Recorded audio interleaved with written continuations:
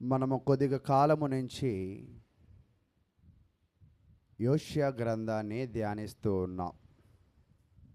నాకు తెలిసి మరి చాలామందికి కూడా ఈ పాటికి అప్పుడప్పుడు వచ్చిన వాళ్ళకైనా క్రమముగా వచ్చే వాళ్ళకైనా కూడా యోషియా గ్రంథము మీద ఒక మంచి అవగాహన ఒకవేళ వచ్చి ఉండొచ్చు అని నా అభిప్రాయం.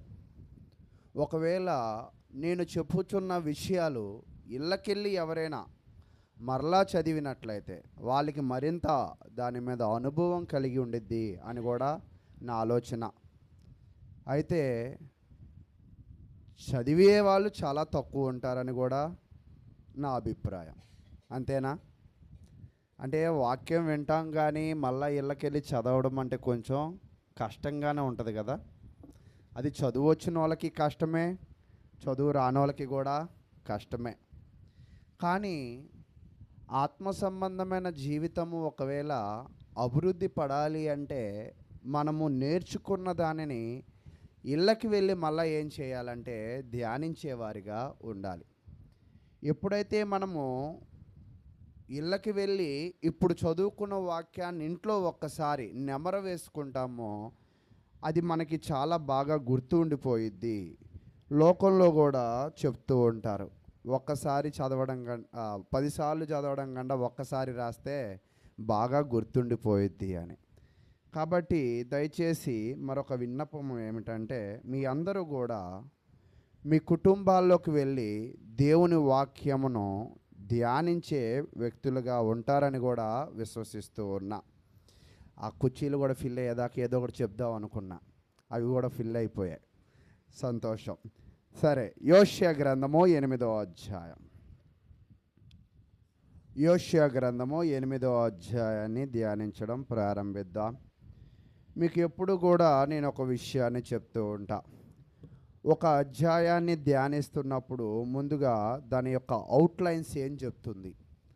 అవుట్లైన్స్ అంటే ఆ అధ్యాయము మనతో ఏం మాట్లాడడానికి సిద్ధపడి ఉన్నది అనేది మనము నేర్చుకోవాలి. అయితే ఈ 8వ అధ్యాయంలో ఒక విషయం చెప్తూ ఉంటాడు, మీ అందరికీ బాగా అర్థమయ్యే విషయమే. ఏంటి ఆ విషయం అంటే విత్తుట కోయుట. అంటే ఒక వ్యక్తి ఏమి విత్తుతాడో ఏం చేస్తాడంట, దానినే కోస్తాడు. అది అందరికీ కూడా వర్తింపబడిద్దా లేదా కేవలం మనకు మాత్రమే వర్తింపబడిద్దా? అందరికీ కూడా. అది మీ ఊరిలో విత్తినా లేదా మా ఊరిలో విత్తినా మనం ఏది విత్తుతామో అదే కోస్తాం. ఒకవేళ విత్తిన దానికి వ్యతిరేకమైన పంట ఏమాత్రము కూడా మనము ఏ దేశము వెళ్ళినా ఏ రాష్ట్రము వెళ్ళినా కోయడానికి సాధ్యపడదు. కాబట్టి మన జీవితంలో మనము ఏమి విత్తేవారిగా ఉన్నాం లేదా ఏమి కోసేవారిగా ఉన్నాం అనే దానిని మనము ధ్యానించే ప్రయత్నంలో ముందుకు వెళ్దాం. అయితే ప్రియులారా, మీ అందరికీ కూడా తెలుసు ఇశ్రాయేల్ ప్రజల యొక్క ప్రవర్తన అప్పటికి ఎలా ఉన్నది అంటే, దేవుని వాక్యమును నేర్పించే యాజకుడు దేవుని వాక్యాన్ని నేర్పించడం లేదు, వాక్యమును నేర్చుకునే ప్రజలు వాక్యాన్ని నేర్చుకోవడం లేదు. వీరు ఇరువురు కలిసి దైవ సంబంధంగా ఎదగాల్సిందిగా దేవుడు కోరుకుంటే వీళ్ళు ఎలా ఎదుగుతున్నారంటే లోక సంబంధంగా ఎదుగుతున్నట్లుగా యోషియా కాలంలో మనము జనాల పరిస్థితిని చూస్తూ ఉంటాం. అయితే దేవుడు వాళ్ళను ప్రేమించాడు. దేవుడు భూమిని నిర్మించినప్పటి నుంచి ఇప్పటిదాకా ప్రతి ఒక్క వ్యక్తిని ఆయన ఏం చేస్తున్నాడంటే ప్రేమిస్తూ ఉన్నాడు. అంటే ఆయన మనలను ప్రేమిస్తున్నాడని మనకి అర్థం ఎలా అవుతుంది? ఒకవేళ ప్రశ్న మరొక రకంగా మాట్లాడుకున్నప్పుడు, మీరు ఇతరులను ప్రేమిస్తున్నారని ఎలా వ్యక్తపరుస్తారు? మీరు ఇతరులను ప్రేమిస్తున్నారని ఎలా వ్యక్తపరుస్తారు చెప్పండి? అంటే వాళ్ళకి ఒకవేళ ఎక్కువ సమయాన్ని ఖర్చు పెట్టి వాళ్ళ కోసము ఏదైనా ఉపయోగపడే వస్తువులు వాళ్ళకి కొనిస్తూ ఉంటే వాళ్ళను మనము ప్రేమించడము వాడిని వ్యక్తపరుస్తూ ఉంటూ ఉంటాం. అయితే దేవుడు కూడా మనలను చాలా ప్రేమిస్తూ ఉన్నాడు. దేవుడు మనలను ప్రేమిస్తున్నాడు అని మనము ఎలా నిర్ధారణకు రాగలము అంటే, ఈ అధ్యాయం ఏం చెప్తుందంటే, 8వ అధ్యాయము, యోషియా గ్రంథము 8వ అధ్యాయము మరి 12వ వచనాన్ని మనము పరిశీలన చేద్దాం. యోషియా గ్రంథము 8వ అధ్యాయము 12వ వచనాన్ని పరిశీలన చేద్దాం. నేను అతని కొరకు నా ధర్మశాస్త్రమును పరిపూర్ణముగా రాయించి నియమించినను వాటిని అతడు అన్యములుగా ఎంచను. అంటే దేవుడు మనిషిని ప్రేమించాడు అని ఎలా అర్థమవుతుంది అంటే, ఈ అధ్యాయంలో దేవుడు ప్రతి ఒక్క వ్యక్తిని ప్రేమించి తనకి దగ్గరగా ఉండడానికి ఇష్టపడుతూ ఉంటాడు. ఒక వ్యక్తి తనకు దగ్గరగా ఎప్పుడు ఉంటాడంటే, ధర్మశాస్త్రమును చదివినప్పుడు.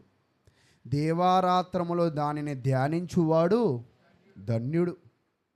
అయితే ప్రియులారా, ధర్మశాస్త్రాన్ని ఎప్పుడైతే మనము చదువుతామో, ధర్మశాస్త్రాన్ని ఎప్పుడైతే మనము దాని ప్రకారంగా జీవిస్తామో, మనము ఎవరిని ప్రేమించినట్టు? దేవుణ్ణి ప్రేమించినట్టు. దేవుడు ఒకవేళ ధర్మశాస్త్రం అనేదే మనకి ఇవ్వకపోతే దాన్ని చదివే అవకాశం ఉందా? దాన్ని అనుసరించే అవకాశం ఉందా? అంటే దేవుణ్ణి ప్రేమించే అవకాశం ధర్మశాస్త్రము లేకపోతే లేదు. అంటే ధర్మశాస్త్రము దేవుడు మనకు ఎందుకు ఇచ్చాడంటే, ఆయన మనలను దగ్గర చేర్చుకోవడానికి, ఆయన యొక్క ప్రేమను తెలుసుకోవడానికి, ఆయన యొక్క శక్తిని తెలుసుకోవడానికి. కాబట్టి ఇక్కడ నేనేం చెప్తున్నానంటే, మీ అందరి దగ్గర కూడా దేవుని యొక్క గ్రంథం ఉందా? అంటే కొంతమంది నాకు చదువు లేదు కాబట్టి నేను కొనుక్కోలేదు అని అంటూ ఉంటారు. మీ అందరి దగ్గర దేవుని గ్రంథం ఉన్నది అంటే ఏమిటి అంటే, దేవుడు దగ్గరికి వెళ్ళే ఒక మార్గముకు సంబంధించిన ఒక పుస్తకం మీ దగ్గర ఉంది. చదువు రాని వాళ్ళైతే దాని మాటలు వినడానికి ఆసక్తి చూపించండి. చదువు వచ్చిన వాళ్ళైతే దానిని అనుసరించడానికి ఆసక్తి చూపించండి. చదవడానికి ఆసక్తి చూపించండి. దేవుడు తన ప్రేమను ఎలా వ్యక్తపరిచాడంటే, ధర్మశాస్త్రమును ఇవ్వడాన్ని బట్టి. మరి తిరిగి నువ్వు దేవునికి ప్రేమను ఎలా తిరిగిస్తావు? దేవుడు తన ప్రేమనేమో ధర్మశాస్త్రం ద్వారా నీకు ఇచ్చాడు. నువ్వు తిరిగి దేవుని ఎలా ప్రేమించగలవు అంటే, దాని ప్రకారంగా జీవించడం ద్వారా మనము దేవునిని ప్రేమించగలం. అయితే కానీ దేవుడి ఇక్కడ ఏం జరుగుతుందంటే, దేవుడేమో ధర్మశాస్త్రాన్ని ఇస్తే వీళ్ళు దాన్ని చదువుతున్నారు, కానీ దానిని ఏం చేయడం లేదంటే గ్రహించడం లేదు. ముందుగా గ్రహించడం లేకపోవడం వల్ల దానిని ఏం చేయలేకపోతున్నారంటే పాటించలేకపోతున్నారు. పాటించలేకపోవడం వల్ల దేవుడు వాళ్ళకి ఏమైపోయాడంటే దూరం అయిపోయాడు. కానీ వీళ్ళేమనుకుంటున్నారో తెలుసా? దేవుడు నాకు దగ్గరగానే ఉన్నాడు. ఎందుకో తెలుసా? నేను ధర్మశాస్త్రం వింటున్నా కదా, వింటున్నా అనుకుంటున్నారు, కానీ వినిన వాళ్ళకి దేవుడు దగ్గరగా ఉండడు. ఎవరికి దగ్గరగా ఉంటాడంట? గ్రహించి అనుసరించే వాళ్ళకి దగ్గరగా ఉంటాడు. అయితే నా ప్రశ్న ఏమిటంటే, ఇప్పుడు దేవుడు మీకు దగ్గరగా ఉంటున్నాడా? దేవుడు మనకి ఎప్పుడు దగ్గరగా ఉంటాడంటే, వాక్యము విని గ్రహించి దాని ప్రకారంగా నడుచుకున్నప్పుడు. అందుకే నా ప్రశ్న ఏమిటంటే, దేవుడు మీకు దగ్గరగా ఉంటున్నాడా? ఏంటో చాలా నిశ్శబ్దంగా ఉన్నారు. అంటే దేవుడు మనకు దగ్గరగా ఉన్నాడా లేదా అని మనం చెప్పలేకపోతున్నామా? నా ప్రశ్న మీకు అర్థం కాలేదా? దగ్గరగా ఉంటున్నాడు అంటే దాని ప్రకారంగా మనం అనుసరించేవారుగా ఉండాలి. అయితే ఇంకొంచెం ముందుకు వెళ్ళిపోదాం. వీళ్ళైతే ఏమనుకుంటున్నారంటే, నేను వచ్చాను, దేవుని వాక్యం చదివాను, విన్నాను అని అనుకుంటున్నారు, కానీ దాన్ని గ్రహించలేక దేవుడు నాకు దగ్గరగానే ఉన్నాడు అని పొరబడుతున్నారు వీళ్ళు. అయితే 11వ వచనం చెప్తుంది చూడండి. 11వ వచనంలో ఎఫ్రాయిము పాపమునకు ఆధారమగు బలిపీఠములను ఎన్నో కట్టెను, అతడు పాపము చేయుటకు అవి ఆధారమాయెను. అంటే వీళ్ళు ఏమనుకుంటున్నారంటే దేవునికి చాలా బలిపీఠాలు కట్టి ఆ బలిపీఠాల మీద చాలా బలులు అర్పించి దేవుడితో నేను దగ్గరగానే ఉన్నాను అని చాటుకుంటూ ఉన్నారు. దేవునితో దగ్గరగా ఉండడము అంటే బలిపీఠాలు కట్టడము కాదు, బలిపీఠాలకి బలులు అర్పించడము కాదు. దేవునికి దగ్గరగా ఉండడము అంటే ఏమిటంటే దేవుని ధర్మశాస్త్రమును మనము ఇక్కడ ఏం చెప్తున్నాడంటే అన్యములుగా ఎంచుతున్నారంటే వీళ్ళు. దేవుడేమో చదవండి, గ్రహించండి, అనుసరించండి అని చెప్తూ ఉంటే వీళ్ళు దాన్ని ఏం చేస్తున్నారంటే అన్యముగా అంటే దూరముగా లేదా దానికి భిన్నముగా ఉంటున్నారు. అంటే ఈరోజు మనము కూడా భక్తులుగా అనుకుంటున్నాం, మన అందరము క్రైస్తవులుగా భావిస్తున్నాం. దేనిని బట్టి? వాళ్ళే దేనిని బట్టి అనుకున్నారంటే దేవుని గ్రంథం ఉంది, దేవుడికి బలి ఇవ్వాల్సిన బలిపీఠం ఉంది, అర్పించడానికి కోడెలు గొర్రెలు ఉన్నాయి. ఓకే, నేను దేవుడికి ఎలా ఉన్నా? దగ్గరగా ఉన్నా అనుకున్నారు. కానీ దేవుడు దగ్గరగా లేడు. దేవుడు దగ్గరగా ఎప్పుడు అవుతాడంటే మనము దాని ప్రకారముగా అనుసరించినప్పుడు చెప్తున్నాడు. తర్వాత 13వ వచనం, నాకు అర్పింపబడిన పశువులు వధించి వాటిని భుజించెదరు. అంటే వీళ్ళందరూ కూడా దేవునిని ఎందుకు ఆరాధిస్తున్నారు, బలులు ఎందుకు అర్పిస్తున్నారంటే వాళ్ళ పొట్టలను పోషించుకోవడానికి. ఈరోజు నిజంగా కొన్ని ప్రార్థనలు చాలా బాధాకరంగా ఉంటాయి. ప్రార్థన పెట్టుకుంటారు కానీ ప్రాధాన్యత దేనికి ఇస్తారంటే భోజనాలకి ఇస్తూ ఉంటారు. ప్రార్థన సజావుగా సాగుతుందా, అందరూ వింటున్నారా, దానిలో నేనేమైనా వింటున్నానా, ఇది గ్రహించరు. పెద్దగా పెట్టేయాలి, అనేకుల్ని పిలవాలనుకుంటాం కానీ అనేకులు వచ్చి భోజనం తిని వెళ్తున్నారా, వాక్యం విని వెళ్తున్నారా అనేది మనం ఏం చేయాలి? గ్రహించాలి. కానీ పేరుకు మాత్రం లోకంలో ఒక సామెత ఉంటుంది, పేరుకు గొప్ప ఊరుకు, అంతేనా సామెత? పేరు గొప్ప ఊరు దెబ్బ. జనాలు రావడానికి అనేకులు వస్తారు కానీ వినడానికి వాక్యం ఎంతమంది వింటారండి? అంటే మనకి తినడం కావాలా, వినడం కావాలా? అయితే ఇప్పుడు నేను కూడా వాక్యం చెప్పినప్పుడు మీరు కూర్చోవడం కావాలనుకుంటానా, రావడం కావాలనుకుంటానా, వచ్చిన ప్రతి ఒక్కరు వినడం కావాలనుకుంటానా? అంతేనా? మీరు కూడా రావాలని ఆసక్తిగా ఉన్నారా, వినాలని ఆసక్తిగా ఉన్నారా? వస్తేనేగా వినగలరు. అది వస్తూ వినడానికి ఆసక్తి. అఖిల్, నువ్వు ఆంటీ గారు ఇక్కడ కూర్చోండి మీరు. అయితే కాబట్టి ప్రియులారా, నేనేం తెలియజేస్తున్నాను అంటే మనం చాలామంది ఏమనుకుంటున్నామంటే భక్తి అన్న భావనలో ఉండిపోతున్నాం కానీ, భక్తి అన్న ముసుగులో ఉంటున్నాం కానీ దేవుడు ఏది కోరుకుంటున్నాడో అది మనకి ఇంకా కూడా అర్థం కావడం లేదు. కానీ మనము ఏదో ఒక బైబిల్ వారానికి ఒకసారి దులిపి చర్చిలో కూర్చుంటున్నాం, నేను చాలా భక్తిపరుల్ని అని అనుకుంటున్నాం. కానీ దేవుడు ఆ భక్తిని ఆయన కోరుకోవడంలా. అయితే ఇక్కడ ప్రజల పరిస్థితి కూడా ఏమనుకుంటున్నారంటే బలులు ఇస్తున్నాం, ధర్మశాస్త్రం చదువుతున్నాం అనుదినము సమయాన్ని బట్టి, కాబట్టి నేను భక్తిపరులు అని ప్రజలందరూ కూడా అనుకుంటూ ఉన్నారు. ఆ భ్రమలో ఉన్నారు, భ్రమ. అయితే ఇక్కడ జనాల పరిస్థితి ఎలా ఉన్నదంటే జనాలు 5 రకాల లోపాలు కలిగి ఉన్నారు. లోపాలు మీరు చూస్తూ ఉన్నప్పుడు మొదటి కారణం, జనాలు 5 రకాల లోపాలు కలిగి ఉన్నారంట.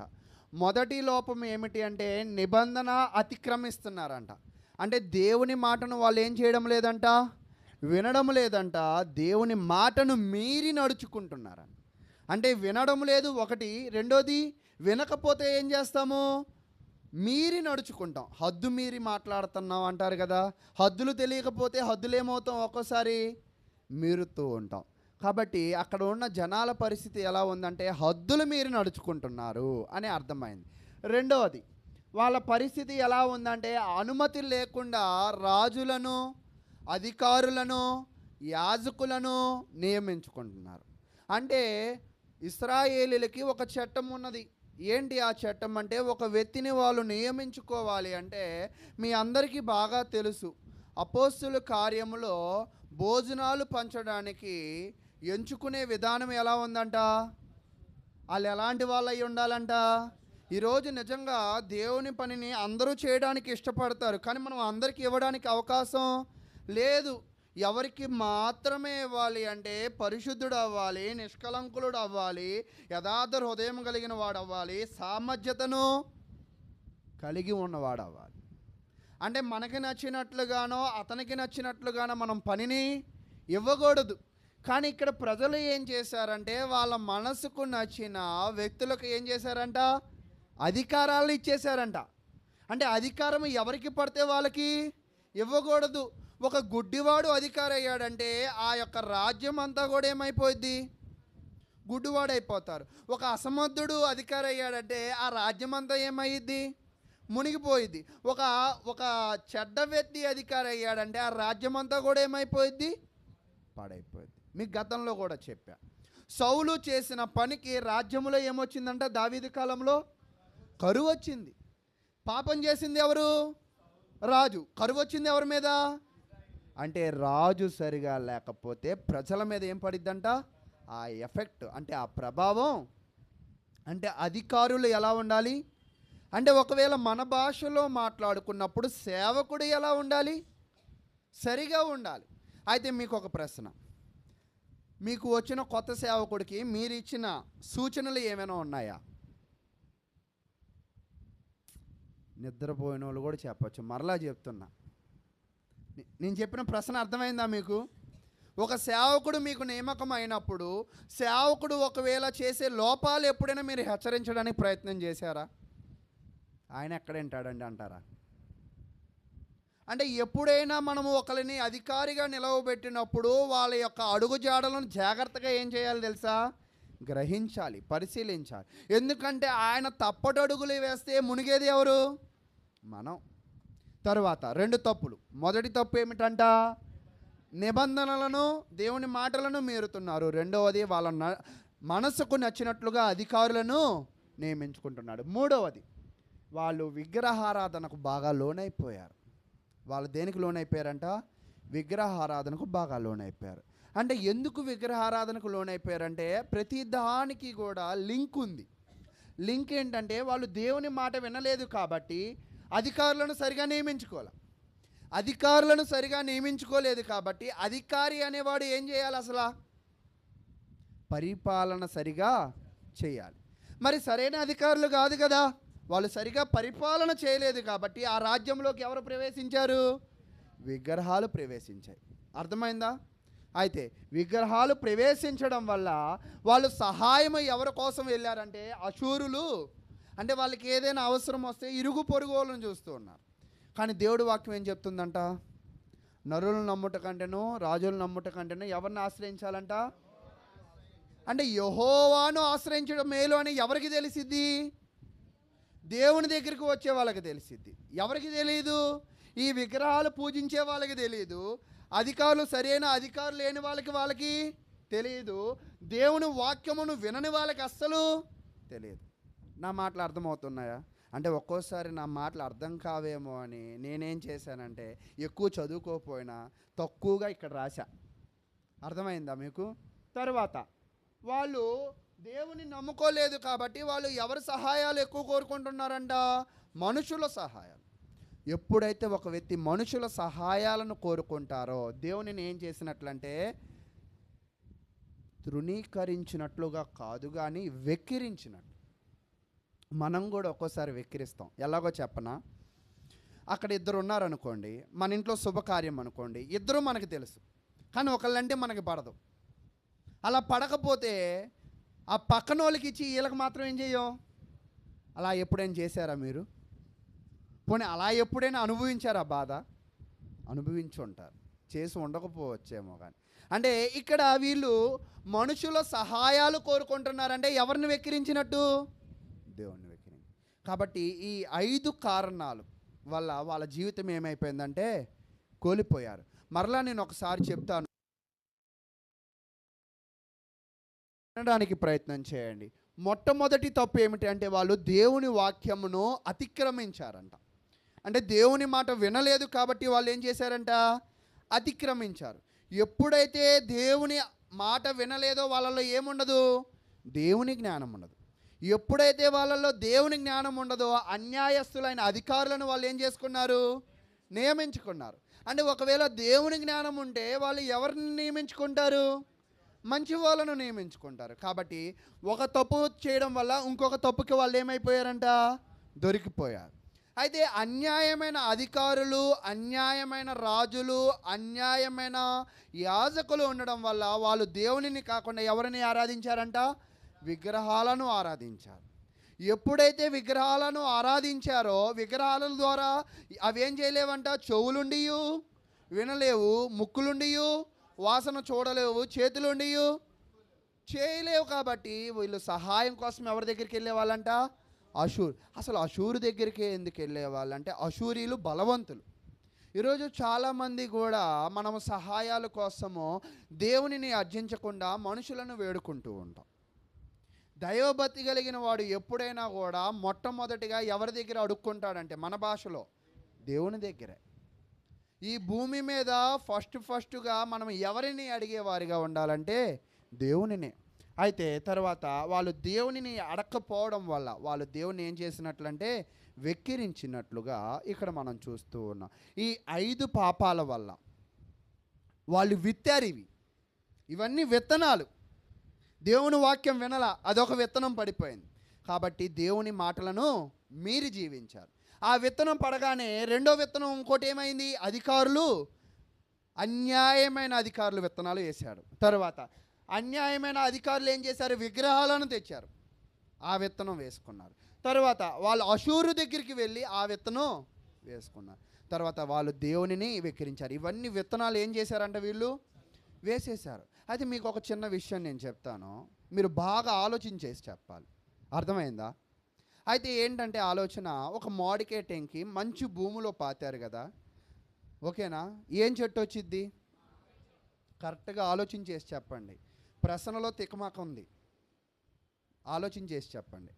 మామిడికాయ విత్తనం వేసినప్పుడు మంచి భూమిలో మరలా ఏమొచ్చింది? తెలివైన వాళ్ళు నోరు మెదపట్ల, ఏది చెప్పినా కొట్టే అని. మామిడికాయ చెట్టే వచ్చిద్దా? చేతులు ఎత్తండి, ఎంతమంది మామిడికాయ చెట్టు వచ్చిద్దా అంటారు? అందరూ ఎత్తుతున్నారు, సంతోషం. అయితే సరే, మామిడికాయ ఎన్ని టెంకులు పాతి పెట్టారు దాంట్లో? ఒకటేనా? కరెక్ట్గా చెప్పాలి, ఒకటేనా? ఎన్ని కాయలు వస్తాయి ఆ చెట్టుకి? వ్యవసాయం చేశారు మీరు, చేశారా? ఓకే. అంటే ఒకటి విత్తితే ఎన్ని వచ్చాయి? అసలు వాక్యం వినకుండా అతిక్రమించినందుకు ఎన్ని పాపాలు వస్తాయో ఇప్పుడు చూద్దాం. ఈరోజు మనం అనుకుంటాం, చేసే చిన్న తప్పే అనుకుంటాం, అది చిన్న విత్తనమే, కానీ ఎన్ని కాయలు వస్తాయో తెలుసా? చాలా కాయలు వస్తాయి. కాబట్టి ఏంటి ఆ కాయలు అంటే ఆ విషయాలు చెప్పి నా సమయాన్ని నేను ముగించే ప్రయత్నం చేస్తానన్నమాట. చూడండి, యోషియా గ్రంథము 8వ అధ్యాయం. ఈ 8వ అధ్యాయంలో మరి మనం గమనిస్తూ ఉన్నప్పుడు 1 నుంచి పరిశీలనలోకి ముందుకు వెళ్దాం. 8వ అధ్యాయం 1వ వచనం. బాకా నీ నోట ఉంచి ఊదుము. ఇశ్రాయేలు ప్రజలకు దేవుడు ఏం చెప్తున్నాడంటే, ప్రవక్తను పిలిచి, యోషియా ఒక మైక్ పట్టుకో, మన భాషలో మైక్ పట్టుకుని ఊదు. ఏమని ఊదుతావు తెలుసా? వీళ్ళందరూ కూడా ఏం విత్తారు అనుకున్నారు? చెడు విత్తారు. చెడు విత్తారు కాబట్టి ఏం కోస్తారో తెలుసా? చెడే కోస్తారు అనేది వాళ్ళకి డప్పేసి మరి చెప్పు. ఏమేసి మరి? డప్పేసి. అయితే చూడండి అక్కడ, జనులు నా నిబంధనను అతిక్రమించి నా ధర్మశాస్త్రమును మీరి ఉన్నారు గనుక పక్షిరాజు వాలినట్టు శత్రువు యెహోవా మందిరమునకు వచ్చునని ప్రకటించుము అని చెప్తున్నాడు. అంటే ఇక్కడ ఆ బాకాలో ఏం చెప్పమంటున్నాడు? ఆ మైక్లో ఏం మాట్లాడమంటున్నాడు? ఈ జనాలందరూ కూడా నా మాటలు అతిక్రమించి నడుచుకున్నారు కదా, కాబట్టి వీళ్ళని ఎవరొచ్చి పట్టుకుపోతారో తెలుసా? పక్షిరాజు వచ్చి పట్టుకుపోయింది. ఆ పక్షిరాజు ఎవరో తెలుసా? వాళ్ళ శత్రువులు. వాళ్ళ శత్రువులు వచ్చి వీళ్ళని ఏం చేస్తాయంట? పట్టుకుని పోతాయి. మీరు ఎప్పుడైనా కూడా కోళ్ళు పెంచుకున్న వాళ్ళకి బాగా తెలిసిద్ది. కోళ్ళు పెంచుకున్నప్పుడు గెద్దలే కానీ కాకులే కానీ ఏం చేస్తాయి తెలుసా? పట్టుకుని పోతాయి. ఎప్పుడు పట్టుకుని పోతాయి? గంప కింద ఉన్నప్పుడా, గంప బయట ఉన్నప్పుడా? అయితే ఇప్పుడు ఈ గంప దేవుని వాక్యం అనుకుందామా? నువ్వు దేవుని వాక్యము కింద ఉన్నప్పుడు చక్కగా పుంజుగా బాగానే పెట్టగానో ఏవో ఉంటాయి కదా, నాటుకోడో ఫారెన్ కోడ్ లాగా బాగా ఎదుగుతావు. ఎప్పుడైతే గంప నుంచి అతిక్రమించి మీరి బయటికి వెళ్ళి ప్రపంచాన్ని చూద్దాము, దాన్ని అనుభవిద్దాము, ఆ గింజలు తిందాము, ఆ మెతుకులు తిందాము అని బయటికి వెళ్తావో రెడీగా ఉండిద్ది. ఏంటిది? గెద్దలే కాదు, కుక్కలు కూడా ఉంటాయి. తెలుసా మీకు? అవి ఏం చేస్తాయి? వీళ్ళని పట్టుకుని పోతాయి. ఈరోజు దేవుని వాక్యమును దాని సంఘములో జీవించే వాళ్ళు దేవుని కాపుదల. అందుకే అంటారన్నమాట, మరి ప్రార్థనలో కూడా చేస్తుంటాం, మన కోడి తన రెక్కల కింద తన బిడ్డలను కాచినట్లుగా తండ్రి నీ రెక్కల కింద మమ్మలను కాయి. అంటే ఆయన రెక్కల కింద మనము ఎలా ఉంటామో? సేఫా డేంజరా? సేఫ్. అందరూ చెప్తున్నారే, బాగా మెచ్యూర్ అయ్యారు మీరు, మంచిది. అంటే మన అందరం సేఫ్ దేని కింద ఉంటే? కాబట్టి మీరు 10:30 లోపు వచ్చారు కదా, అంతేనా? అవును. దేవుని సంఘానికి ఎప్పుడైతే ప్రాధాన్యత ఇచ్చి సమయానికి వస్తామో మనం సేఫ్. అంటే అసమయానికి వచ్చిన వాళ్ళందరూ కూడా సేఫ్ కాదా? సేఫేనా? వాళ్ళు కూడా సేఫేనా? వాళ్ళు సేఫ్ కాదు. అంటే ఇక్కడ నేనేం చెప్తున్నానంటే, దేవుని వాక్యమును విని దాని ప్రకారంగా జీవించే ప్రతి ఒక్క వ్యక్తి కూడా సేఫ్. తర్వాత ముందుకు వెళ్ళిపోదాం. 2వ వచనం, వారు మా దేవ ఇశ్రాయేలు వారమైన మేము నిన్ను ఎరిగి ఉన్నవారమే అని నాకు మొరపెట్టుదురు. ఎప్పుడైతే ఒక గ్రద్ద వచ్చి పిల్లను ఎత్తుకుపోయిద్దో ఆ పిల్ల అరిసిద్ది. ఏమని? నా స్థావరం అది, నా స్థావరం అది, నా స్థావరం అది. నువ్వు ఎంత అరిసినా కూడా ఇప్పుడు ఎవరి చేతిలో ఉన్నావు? నీ స్థావరం ఇంకా అది కాదు. నీ స్థావరం నేను చూపిస్తా కదా. ఎక్కడ ఉంటుంది ఇప్పుడు దాని స్థావరం? అయ్యో మీకు తెలియదు అనుకుంటా. మరలా అడుగుతున్న ప్రశ్న. కాకి వచ్చి ఒక పిల్లని ఎత్తుకుపోయిందండి. పిల్ల ఏమంటుందంటే, కింద కదా నా స్థావరము, నువ్వు నన్ను ఎత్తుకుపోతున్నావు అంటే ఇంకా నీ స్థావరం అది కాదు. నీ స్థావరం ఒకటి ఇస్తా. అది ఎక్కడది అంటున్నా? అర్థం కావట్లా. దాని కడుపులో ఒక ప్లేస్ చూసుకునిద్ది. ఏం చేసిద్ది? ముక్కలు ముక్కల కింద కొరికి కొరికి తినిద్ది. అంతేనా? అంటే చక్కగా గంపలో ఉంటే ఎలా ఉండేదానివి? సేఫ్గా నీ యజమానికి ఒక పుంజు అయ్యి ఒక గుడ్డు పెట్టేదాన్ని. కానీ నువ్వేం చేసావు? అతిక్రమించావు. అంతేనా? అతిక్రమించింది. అయితే దీన్ని ముందుకు వెళ్ళే ముందుగా ఒక విషయాన్ని చెప్తా మీ అందరికీ. మీకు పావురాలు తెలుసా? నల్లగా పాటలు పాడుతూ ఉంటుంది కదా, అది కోకిల. సరే, పావురం అంటే ఏంటి? తెల్లగా ఉండిద్ది కదా. ఓకే, దానికి ఎన్ని రెక్కలు ఉంటాయి? 2 రెక్కలు ఉంటాయి. అయితే ఇక్కడ పావురాల్లో 2 రకాల పావురాలు ఉన్నాయి. నేను నల్ల పావురం తెల్ల పావురం గురించి కాదు. పావురాల్లో 2 జాతులు ఉంటాయి. ఒకటి అడవి జాతి, ఒకటి మావుల జాతి. మావుల జాతిని పావురాలను పెంచి పోషించేటప్పుడు ఏం చేస్తారంటే, పావురం రాగానే అందరూ గ్రహించాలి, రెక్కలు కట్ చేసేస్తారు. ఎందుకని? యజమాని దగ్గర నుంచి దూరముగా పారిపోకుండా. పారిపోతే మళ్ళా రావు. కాబట్టి రాగానే ఏం చేస్తారంట? రెక్కలు కట్ చేస్తారు. ఆ రెక్కలు వచ్చే లోపల యజమాని ప్రేమ ఎవరు తెలుసుకుంటారు? నాకు ఆకలేస్తే ఆయనే రావాలి, దాహం వేస్తే ఆయనే ఇవ్వాలి అని ఈ రెక్కలు వచ్చే లోపల ఏం తెలుసుకుంటాయి? తన యజమాని యొక్క ప్రేమను తెలుసుకుంటాయి. ఆ యజమాని దేవుడిగా భావిద్దాం, ఆ ఆహారము ధర్మశాస్త్రంగా భావిద్దాం. ఎప్పుడైతే ధర్మశాస్త్రము విలువ తెలుసుకుంటామో మన దేవుని యొక్క ప్రేమను మనము తెలుసుకుంటాం. ఇది ఒక జాతి పావురం. దీని గురించి పెద్ద విషయం ఏం కాదు, దీన్ని పక్కన పెడదాం. 2వ పావురం ఏంటన్నా? అడవి పావురం. అయితే ఈ అడవి పావురంతో పెద్ద డేంజర్ అన్నమాట. ఎందుకు డేంజర్ అంటే, ఈ అడవి పావురానికి కూడా రాగానే రెక్కలు కట్ చేస్తారు. కానీ వీటికి కూడా రెక్కలు వస్తాయి. వీటికి రెక్కలు వచ్చిన తన యజమాని ఆహారం ఇచ్చినా, గింజలు ఇచ్చినా, కొత్తిమీర ఇచ్చినా, నీళ్ళు ఇచ్చినా, రెక్కలు వచ్చాక ఇది ఏం చేసిద్దో తెలుసా? మళ్ళీ ఎగిరిపోయింది. ఎక్కడికి? దాని స్థావరానికి వెళ్ళిపోయింది. వెళ్ళిపోతూ ఒక్కటే వెళ్ళదు, దానితో పెరిగిన మావులు పావురాలను కూడా ఏం చేసిద్దో తెలుసా? పట్టుకుని పోయింది. ఇక్కడ ఈ ఇశ్రాయేలు ప్రజల పరిస్థితి కూడా ఎలా ఉన్నదంటే, నార్మల్ పావురాలుగా లేదు, అడవి పావురాలుగా ఉంది. అంటే దేవుడు ఎంతో పెంచినా, పోషించినా, కాపాడినా వీళ్ళ బుద్ధులు ఎలా ఉన్నాయంట? అడవి పావురాల్లాగా ఉన్నాయి. అయితే ఈరోజు నేను కూడా ఒక ప్రశ్న వేస్తా. చక్కగా మీరు పావురాలంటే అందరూ చెప్పారు, నీళ్ళంటే అందరూ చెప్పారు, దీనికి కూడా మీరు అందరూ చెప్తారనుకుంటా. ఇప్పుడు క్రైస్తవులు పావురం వలె ఉంటున్నామా, అడవి పావురం వలె ఉంటున్నామా? చూసారా, నేను ముందే చెప్పానా? మీరు ఏం చెప్పరు నాకు తెలుసు. మరలా ప్రశ్న మీకు వినపడదు, ఇలాంటి ప్రశ్నలు మీకు వినపడవు. మరలా ప్రశ్న, మనము పావురం వలె ఉంటున్నామా, అడవి పావురం వలె ఉంటున్నామా? నిజం చెప్పాలి, పావురం వలె ఉంటున్నా. అంటే పావురం వలె ఉంటున్నామంటే ఆహారం ఇచ్చేది ఎవరని తెలిసింది? నీళ్ళు ఇచ్చేదని ఎవరని తెలిసింది? అందుకే చెప్తాడు, దేవుని యందు బ్రతుకుచున్నాము, చలించుచున్నాము, ఉనికి కలిగి ఉన్నాము, ఆయనే మనలను పోషిస్తున్నాడు, సృజిస్తున్నాడు అని పావురాలు తెలుసుకుంటాయి. కానీ అడవి పావురాలు ఎప్పటికీ తెలుసుకోకుండా తన యజమానిని విడిస్తాయి. ఈరోజు చాలామంది ప్రజల పరిస్థితి కూడా ఎలా ఉందంటే, దేవుడు అన్నీ ఇస్తాడండి, అన్నీ అనుభవించిన తర్వాత ఏం చేస్తారో తెలుసా? దేవుణ్ణి విడిచిపెట్టి అడవి పావురాల యొక్క గుణాన్ని కలిగి ఉంటారు. అయితే ఇక్కడ ఇశ్రాయేలు ప్రజల పరిస్థితి కూడా ఎలా ఉందంటే అడవి పావురాల్లాగా ఉన్నారు. అయితే 3వ వచనం, ఇశ్రాయేలీలు సన్మార్గమును విసర్జించిరి గనుక శత్రువు వారిని తరు. నువ్వు ఎప్పుడైతే పావురంగా నీ యజమాని దగ్గర ఉంటావో నిన్ను కాపుదల చేసేది ఆయన.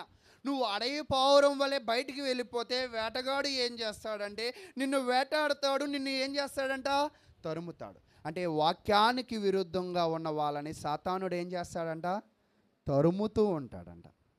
అంటే నువ్వు సాతాను దగ్గర నుంచి తప్పించుకోవాలంటే నీ స్థావరం ఏదో, నీ యజమాని ఎవరో, నిన్ను కాపాడేది ఎవరో, నిన్ను పోషించేది ఎవరో తెలుసుకోవాలి. అంతేనా? అయితే ఇక్కడ ఇశ్రాయేలు తెలుసుకుంటున్నారా?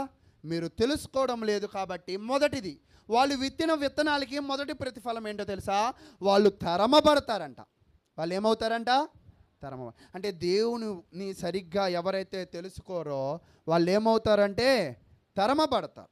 తరువాత మనం గమనించినప్పుడు 4వ వచనం, నాకు అనుకూలులు కాని రాజులను వారు నియమించుకుని ఉన్నారు, నేను ఎరుగని అధిపతులను తాముంచుకొని ఉన్నారు. అంటే వాళ్ళు తరమబడతారు. తరమబడి వాళ్ళు దేనిని ఆధారం చేసుకుంటున్నారంటే వాళ్ళ మనసును ఆధారం చేసుకుని నాయకులను, ఎప్పుడు కూడా మనము మనసును ఆధారం చేసుకుని నాయకులను, కుటుంబాలను ఏర్పాటు చేసుకోకూడదు. మనము దేనిని ఏర్పాటు చేసుకోవాలన్నా అది దేవునికి అనుకూలమైనదా కాదా?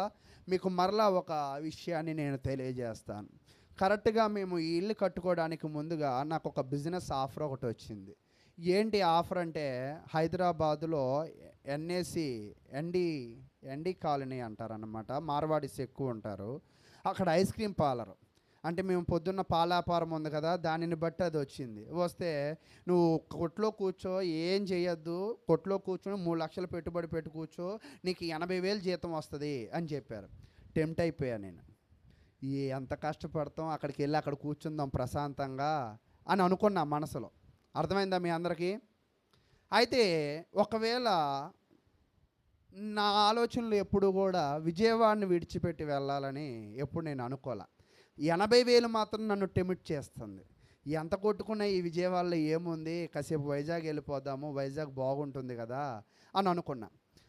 అంటే మరలా నేనేం ఆలోచించేసానంటే, మనము స్థానికంగా ఇక్కడ ఉంటున్నాం కదా, ఆరాధనలో పాలు పంచుకోగలుగుతున్నాం, అన్ని కార్యక్రమాల్లో పార్టిసిపేషన్ ఉంది కదా, ఒకవేళ వైజాగ్ వెళ్ళినట్లయితే మనం ఒక అతిథిగా ఉండగలం, కానీ స్థానిక సంఘంలో ఒక పని చేసే యువకుడిగా తయారు చేయాలి.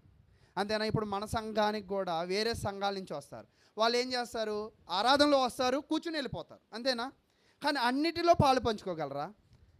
అంటే అన్నిటిలో పాలు పంచుకునే అవకాశం ఎక్కడ ఉండిద్ది అంటే, మనకి చొరవ ఉన్న బాప్తిజం పొందిన స్థానిక సంఘంలో ఉండిద్ది, అంతేనా? అయితే దానిని గ్రహించి నేనేం చేశానంటే, తెలియగా అది పోకూడదు ఇది పోకూడదు, 2 పడవలు మనకే కావాలని అక్కడ ఒక కుర్రోని పెడదాం, ఆడికి 15,000 జీతం ఇచ్చి సీసీ కెమెరా పెట్టుకుని ఇక్కడి నుంచి పరిశీలన చేద్దాం అనుకున్నా. ఆడి కథ అంతా వినిన తర్వాత, అన్నయ్య నేనే పని చేసుకుంటాను, ఆ పెట్టుబడి ఏదో నేనే పెట్టుకుంటాను అని చెప్పారు. అంటే పేపర్ అంతా లీక్ చేసాం మనం. అంటే పేపర్ అంతా లీక్ చేస్తే వాడు పావురం అనుకున్నా నేను. వాడేం చేశాడు? నేను పావురం కాదన్నయ్య, నీ తమ్ముడినే, కానీ నేను అడవి పావురం అని చెప్పాడు. అంటే ఓకే మంచిదిరా, నువ్వే పావురమైనా నీ బతుకు నువ్వు బతుకు అని అనుకున్నా. అయితే వాడు ఏమి సంపాదించలేకపోయాడు. అయితే ఇక్కడ నేనేం చెప్తున్నానంటే, ఒకవేళ నేను కూడా ఆ డబ్బులకు ఒకవేళ ఆశపడి అక్కడికి వెళ్ళినట్లయితే ఈరోజు సేవకుడుగా ఈ పని చేసే అవకాశం వచ్చేదా? రాదా? అక్కడ రాదంటారా? రాదంటారు. ఖచ్చితంగా రాదంటారు. రాదు, ఖచ్చితంగా రాదు. అంటే ఇక్కడ ఉన్నాను అంటే పావురం వలె. ఒకసారి పావురం కదా, మళ్ళీ మీకు చెప్తా ఏంటండి ఈరోజు అంత పావురం కదా అంటారా? తెల్ల బట్టలు వేసుకొచ్చా, అందుకే మళ్ళీ ప్యాంటు కూడా తెలుపుదే వేద్దాం అనుకున్నా, బాగోదులే మళ్ళా అని. అంటే ఇప్పుడు పావురం గురించి ఒక కథ చెప్తా మీకు. నోవాహు కాలంలో కూడా మరి 40 రోజులు వర్షము రాత్రింపగలు పడింది. పడిన తర్వాత ఒక అరరాతు కొండనది, ఆ కొండ మీద ఓడేమైందంట, ఆగింది. ఆయన ఏం చేశాడంటే పావురాన్ని పంపించాడు. అంతేనా? పావురం పంపించినప్పుడు ఆ పావురం ఏం చేసిందంట, మొత్తం చూసుకుని మరలా ఎక్కడికి వచ్చేసింది, ఓడలోకి వచ్చింది. సరే, పావురానికి ముందు ఇంకో దాన్ని పంపించాడు. ఏంటో చెప్పండి మీరు? కాకి. అంటే కలర్ కాదు, బుద్ధి కూడా ఎలా ఉంది, చాలా తేడా ఉంది. సరే, కాకిని పంపించాడు. కాకి తిరిగి వచ్చిందా? అబ్బో, తెలియని వాళ్ళు కూడా ఊపుతున్నారే, మీకు తెలుసా? ఓకే, కాకి అయితే రాలా, పావురం అయితే వచ్చింది. అంటే ఈరోజు మనము కాకి వలె ఉంటున్నామా, పావురం? అంటే మీ కలర్ గురించి నేను మాట్లాడట్లా, మీ గుణం గురించి మాట్లాడు. అయితే కాకి ఏం చేసిందంటే లోకంలోకి వెళ్ళిన తర్వాత ఆ రుచులన్నీ కూడా చూసింది. చూసిన తర్వాత ఏమనుకుంది, ఓడలో ఏముంది, ఇక్కడైతే అన్నీ ఉన్నాయి అని ఆ వలలో ఏమైపోయిందంట, చిక్కుకుంది. పావురం మాత్రం ఏం చేసింది, నన్ను దీని నుంచి కాపాడిన నా యజమానికి ఈ విషయాలు అందజేయాలని పావురం ఏం చేసిందంట, మొత్తం చూసుకున్నా కూడా ఎక్కడ ఏ వలలో చిక్కకుండా మళ్ళీ ఎక్కడికి వచ్చేసింది, ఓడలో. అయితే నేను ఒక విషయం చెప్తాను. ఈరోజు నిజంగా దేవుని సంఘములో, దేవుని కార్యక్రమాల్లో మీరు లోకము అనే ఒక రుచి చూస్తున్నారు. లోకంలో చాలా ఉన్నాయి, ఉద్యోగాలు ఉన్నాయి, చదువులు ఉన్నాయి, వ్యాపారాలు ఉన్నాయి. అయితే కొంతమందికి అనారోగ్యాలు ఉన్నాయి, బలహీనతలు ఉన్నాయి, దూరాభారాలు ఉన్నాయి. ఈ లోకంలో ఉన్న రుచి మీరు చూశారు, ఓకేనా? మీరు చూసి ఆ రుచిని బట్టి సంఘానికి దూరం అయ్యారంటే మీరు ఏమవుతారు? అర్థం కాలేదు నా ప్రశ్న. లోకములో రుచి చూసి, లోకములో బలహీనతలు చూసి, లోకములో ఉండిపోయి దేవునికి మీరు దూరం అయిపోయారు. అంటే లోకంలో చాలా బలహీనతలు ఉంటాయి, బంధువులు ఉంటాయి, చావులు ఉంటాయి, పెళ్ళిళ్ళు ఉంటాయి, పబ్బాలు ఉంటాయి, ఊర్లు ఉంటాయి, అనారోగ్యాలు ఉంటాయి, మెట్లు ఉంటాయి, కొండలు ఉంటాయి, గుట్లు ఉంటాయి, పుట్లు ఉంటాయి. ఇవన్నీ ఉంటాయా? ఇవన్నీ చూసి నేను ఆరాధనకి వెళ్ళలేను అని అనుకున్నాం అనుకోండి, అంటే మనం ఎవరి వల్ల చిక్కిపోయాం? లోకం వలలో చిక్కిపోయాం. ఈ లోకంలో వల వేసేవాడు ఎవరంట? సాతాను. అయితే ఆ వలలో చిక్కకోకుండా వచ్చింది ఎవరు? చాలామంది అనుకుంటున్నారు, నేను ఆరాధనకి రాలా, నన్నే అంటున్నాడు అనిలు, నేను మొన్న అని అనుకుంటున్నారా? అనుకోబాకండి. కానీ మీ గురించే, లేదా మన గురించి, సరేనా? అది అంటే ఈ లోకములో ఒక వల ఉంది, ఆ వలలో నువ్వు చిక్కిపోకూడదు. పావురం వల్ల ఏం చేయాలంటే మళ్ళీ తిరిగి నీ యజమాని దగ్గరికి రావు. ఎప్పుడైతే నువ్వు నీ యజమాని దగ్గరికి రావో దేవుడికి ఏమొచ్చిందో తెలుసా? 8వ అధ్యాయం 4వ వచనంలోకి దేవునికి కోపము వచ్చిద్ది. అయితే ఆ కోపములో ఆయన ఏం చేస్తాడో తెలుసా? 5వ వచనం చెప్తూ ఉన్నాడు, చూడండి. షమ్రోను ఆయన నీ దూడను విసర్జించును, నా కోపము వారి మీదకి రగులు కొనెను. ఎప్పుడైతే లోకము అనే వలలో నువ్వు చిక్కుపోతావో, కాకి లాంటి స్వభావంలోకి మారిపోతావో, దేవుడికి ఏమొచ్చిందంట? కోపం వచ్చింది. అయితే తర్వాత ఏం జరిగింది? ఎంతకాలము వారు పవిత్రత నొందజాలకుందరు, అది ఇశ్రాయేలు వారి చేతి పనియే కదా, కంసాలి దానిని చేసెను, అది దైవము కాదు కదా. అంటే ఇక్కడ మీరు గమనించండి, దైవములో వీళ్ళు ఏమనుకుంటున్నారంటే బొమ్మను చూసి దేవుడు అనుకుంటున్నారు. ఆ బొమ్మను చేసింది ఎవరంట? కంసాలి. కంసాలి అంటే ఎవరు? వృత్తి గురించి మాట్లాడుతున్నానండి. అంటే చెక్కల పని చేసే వాళ్ళని కంసాలి అనొచ్చా?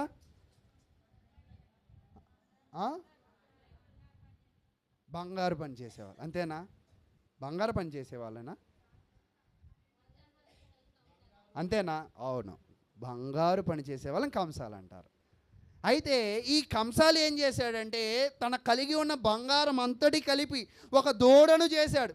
ఈ దూడ చరిత్ర ఎక్కడదో తెలుసా?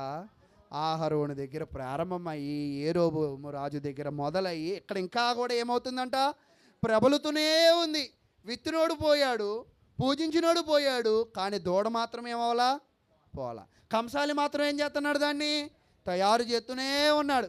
తయారు చేస్తున్నాడంటే ఆడ సంపాదన బాగుంది. భక్తిహీనుల సంఖ్య కూడా పెరుగుతుంది. ఓకే, అందుకే భక్తిహీనుల మీద దేవుడు ఏం చేస్తున్నాడంటే కోపగించుకుంటున్నాడు అని చెప్తూ కింద చెప్తున్నాడు, షొమ్రోను చేసుకున్న ఈ దూడ చిన్న భిన్నములగును అని చెప్తూ రెండు విషయాలు చెప్పాడు. వీళ్ళు ఇవి విత్తిన తర్వాత దేవుడు ఏం చెప్పాడంటే, దేవుని వాక్యానికి విరుద్ధంగా ఉన్నారు కాబట్టి మీరు తరమబడతారు మొదటిగా. రెండోదిగా మీరు ఏమవుతారంటే దేవుని కోపానికి లోనవుతారు. రెండు విషయాలు ఇక్కడ అయిపోయాయి. మూడో విషయం ఏమిటంటే దేవుని కోపం ఏం చేసిద్దో తెలుసా? వాళ్ళని 7వ వచనం, వారు గాలిని విత్తి ఉన్నారు గనక ప్రళయ వాయువు వారికి కోతయగును. ప్రళయ వాయువు వాళ్ళని ఏం చేసిద్దంట? కోత చేసిద్ది. అంటే కోత అంటే ఏమిటి? భూమి మీద ఉన్న దానిని కోస్తే కోత అంటాం, అంతే కదా. వరి కోసేటప్పుడు ఎలా కోస్తాం? భూమి మీద నుంచి పైకి లేపి కత్తితో కోస్తాం. అలాగే మనిషిని కూడా ఏం చేస్తాడంట?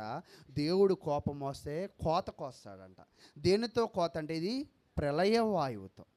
అంటే ప్రియులారా, మీరు ఎప్పుడైతే దేవునిని గ్రహిస్తారో మీరు తరమబడరు.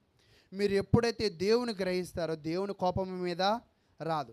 ఎప్పుడైతే దేవునిని కలిగి ఉంటారో మీ యొక్క రోకలు భూమి మీద ఇంకా కొంతకాలం ఉంటాయి. రోకలు అంటే అర్థమైంది కదా మరలా? అంటే మన ఆయుష్ కాలము, మన ఆరోగ్యం ఇంకా కూడా ఉంటూ ఉంది. తర్వాత 7వ వచనాన్ని చెప్తూ ఉన్నాడు చూడండి. 7వ వచనము, విత్తినది పైరు కాదు, మొలక కాదు, పంట ఎత్తినది అది పంటకు వచ్చిన ఎడల అన్యులు దాన్ని తినివే. ఒకవేళ నేను ప్రళయముతో నిన్ను నాశనం చేయకపోతే నువ్వు పండిన విత్తనం వేస్తావు కదా, నిన్ను అన్యులు కొనిపోతారంట. అంటే ఒకవేళ నేనేం చేస్తానంటే గాలి ద్వారా నిన్ను నాశనం చేస్తా, లేదా అన్యుల ద్వారా నిన్ను నాశనం చే, కానీ నీ నాశనం మాత్రం తథ్యము అని చెప్తున్నాడు. కాబట్టి మనము ఏమి విత్తుతున్నామో ఒకసారి జాగ్రత్త చూడండి. నువ్వు విశ్వాసాన్ని విత్తావంటే విశ్వాసం వచ్చింది, ప్రేమను విత్తావంటే ప్రేమ వచ్చింది. ఒకవేళ నిర్లక్ష్యాన్ని విత్తితే, ఒకవేళ నిర్లక్ష్యము అంటే ఇలా మాట్లాడుకోవచ్చా? నిర్లక్ష్యము అంటే ఒకవేళ మీ అబ్బాయికి 25 ఏళ్ళకి పెళ్ళి కావాలి, 35 ఏళ్ళు వచ్చిన పెళ్ళి కాల, ఇప్పుడు మీరు దేవుణ్ణి ఏమంటారు? కోపం వచ్చిద్దా? మీకు బాధ వచ్చిద్దా? అంటే నిర్లక్ష్యము నీ పట్ల దేవుడు చూపిస్తే నీకేమొస్తుందంట? కోపం వచ్చిద్ది, బాధ వచ్చిద్ది, అలిగి ఒక్కోసారి ఆరాధన కూడా. అంటే మేము అలగకుండా కూడా మానేవాళ్ళు ఉన్నామంటారా? అంటే అలిగి మానేవాళ్ళు ఉన్నారు, అలక్క మానేవాళ్ళు ఉన్నారు, కాకిలాగా చిక్కుకుని మానేవాళ్ళు కూడా. అంటే మానడానికి వంకలేమి లేవండి. అంటే ఏదో ఒకలా మానేస్తున్నాం. కానీ ఆరాధన మానడం అనేది దేవుడు వాక్యం ఏం చెప్తుందంటే, ఒక వ్యక్తి మంచము మీద ఉన్నప్పుడు మాత్రమే ఆరాధన ఏం చేయాలంట? విడిచిపెట్టాలి. కానీ ఇంకే కారణంలో దానిని ఏం చేయకూడదు? విడిచిపెట్టకూడదు. సరే, ఇంక ముందుకు వెళ్ళిపోదాం. తర్వాత 8వది, ఇశ్రాయేలు వారు తినివేయబడతారు బడుదురు, ఎవరికి ఇష్టము కాని ఘట్టము వంటి వారే అన్యుల జనులలో నొందురు అని చెప్తూ ఉన్నాడు. అంటే అక్కడ ఏం చెప్తున్నాడంటే వాళ్ళు మృంగివేయబడతారని. త్రినివేయబడతారంటే ఇందా మీకు చెప్పాను కదా, ఒక కాకో గెద్దో ఒక పిల్లని ఎత్తుకుపోయిందంటే దాని స్థానం ఇంకెక్కడా? దాని పొట్టలో. ఈరోజు మనము కూడా ఈ లోకంలో జీవిస్తూ ఉంటామంటే మనల్ని జనాలు మింగేస్తారు. ఎలా మింగేస్తారు అంటే లోకంలో రకరకాల పద్ధతులు. వాళ్ళ ఎదుగుదలకు మనల్ని వాడుకుంటారు, వాళ్ళ అవసరాలకి మనల్ని వాడుకుంటారు, వాళ్ళ ఉపయోగాలకి మనల్ని వాడుకుంటారు. అన్నీ వాడుకున్న తర్వాత మనకేదైనా అవసరం వచ్చి మన కన్నులు వాళ్ళని చూస్తే ఏమంటారు?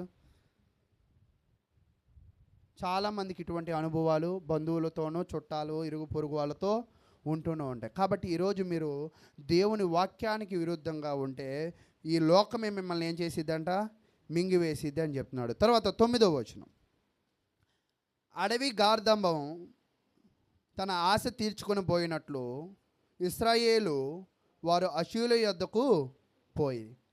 అడవి గాడిద తన ఆశ తీర్చుకునేదంట. అంటే గాడిదకి కూడా ఆశలు ఉంటాయా? ఉంటాయి. ఏంటి? ఒకవేళ ఉంటాయని తలూపారు కాబట్టి ఓ 2 చెప్పండి మీరు, ఒక 3 నేను చెప్తా. మంచి గడ్డి దొరకాలనా? ఓకే, మొదటిది. రెండోది, నా యజమాని బరువు వేసాడు ఆడు కూర్చోకూడదు అనే ఆశ ఉండిద్దా? అసలు ఏ బరువు వేయకూడదు అనే ఆశ కూడా ఉండిద్దా? నా పాలు నా పిల్లలకే వదిలేస్తే బెస్టు అని ఆశ ఉండిద్దా? అంటే గాడిద ఏం చేసిద్దంటే తన యజమాని అడవి గాడిద ఆశలు తీర్చుకోవడానికి పోయినట్టు ఈ ఇశ్రాయేలు ప్రజలు కూడా వాళ్ళ యొక్క ఆశలు తీర్చుకోవడానికి ఎవరి దగ్గరికి పోయారంట? అశూరీయుల దగ్గర. ఇది అడవి గాడిదే కాబట్టి ఎవరి దగ్గరికి వెళ్ళాలో దీనికి లెక్క తెలియట్లా. ఒకవేళ ఇది ఒక సొంత గాడిద, సొంత యజమాని తినుకంటూ ఉంటే, అంటే ఇశ్రాయేలు ప్రజలకి కూడా అవసరాలు వస్తాయి, ఎవరి తట్టు చూడాలో కూడా తెలియడంలా. నిజంగా మనకు కూడా ఒక్కోసారి పరిస్థితులు బాగున్నప్పుడు ఏం చేస్తామో మనకు తెలియదు, ఏం మాట్లాడతామో ఏం ఆలోచన చేస్తామో మనకే తెలియదు. అంటే ఒక క్రైస్తవుడైతే ఎలాంటి పరిస్థితులు ఉన్నా అతనికి ఎవరి దగ్గరికి వెళ్తాడు? దేవుని దగ్గరికి వెళ్తాడు. కాబట్టి అక్కడ ఏం చెప్తున్నాడంటే 8వ వచనంలో ఆ గాడిద మీద భారాలు ఏమవుతాయంట? మోపబడుతున్నాయి. ఆ మోపబడే భారాన్ని తట్టుకోలేక ఆ గాడిద ఏం కావాలనుకుంటుంది? రిలాక్సేషన్. అంతేనా? అంటే మనం కూడా అనుకుంటాం 7 రోజుల్లో 6 రోజులు కష్టపడి 7వ రోజైనా ప్రశాంతంగా పడుకుందామంటే 10 అంటే 10ంటికి వెళ్ళాలండి. 10ంటికి వెళ్ళకపోతే ఆయన వాక్యంలో చెప్తాడు, మనం రాగానే చెప్తాడు, మనల్ని కాదంటాడు. మనల్ని కాదంటూనే ఎవరి గురించి అంటాడు? మనల్ని అంటాడు. ఏమని అనాలి ఈ అబ్బాయిని? ఏమైనా అందామా అంటే నారాయణ గారు వాళ్ళ అబ్బాయి అయిపోయాడు. అంతేనా? అయితే నన్ను మీరు అలా చూడకూడదు. ఎప్పుడైనా కూడా దేవుని వాక్యమును మీరు వచ్చేటప్పుడే నేను చెప్తున్నానంటే దేవుడు మీతో బాకా వేసి చెప్పాడు. మొదటి వచనం నాతో పాటు చెప్పండి. బాకా నీ నోటను ఉంచి ఊదుము. అంటే బాకా ఉంచి ఓదాల్సిన పని ఎవరిదంట? నాదే. కాబట్టి ఆ పనిని నేనేం చేయాలి? జాగ్రత్తగా చేయాలి. కాబట్టి మీరు విత్తుతున్నారు, మీరు పంట ఖచ్చితంగా ఏమవుతారు? కోస్తారు అని చెప్తూ ఉన్నాం. తర్వాత అంటే 9వ వచనం దాకా మనం 8 వచనాలు నేర్చుకున్నాం. అంటే భారాలు మోపబడుతున్నాయి. ఈరోజు మనము కూడా మన మీద అనేకమైన భారాలు మోపబడుతున్నప్పుడు విశ్రాంతి కావాలనుకుంటున్నాం. కానీ ఆ విశ్రాంతి ఎక్కడ కోరుకుంటామంటే నిజంగా చాలామంది విశ్రాంతికి వెళ్ళిపోయి ఆ ఏసీనో ఆ సినిమానో ఆ ఏదో ఉంటాయి కొన్ని కార్యక్రమాలు, విశ్రాంతి తీసుకోవాలనుకుంటాం. కానీ ఈ భూమి మీద నరుడికి ఏమి లేదంట? విశ్రాంతి లేదు.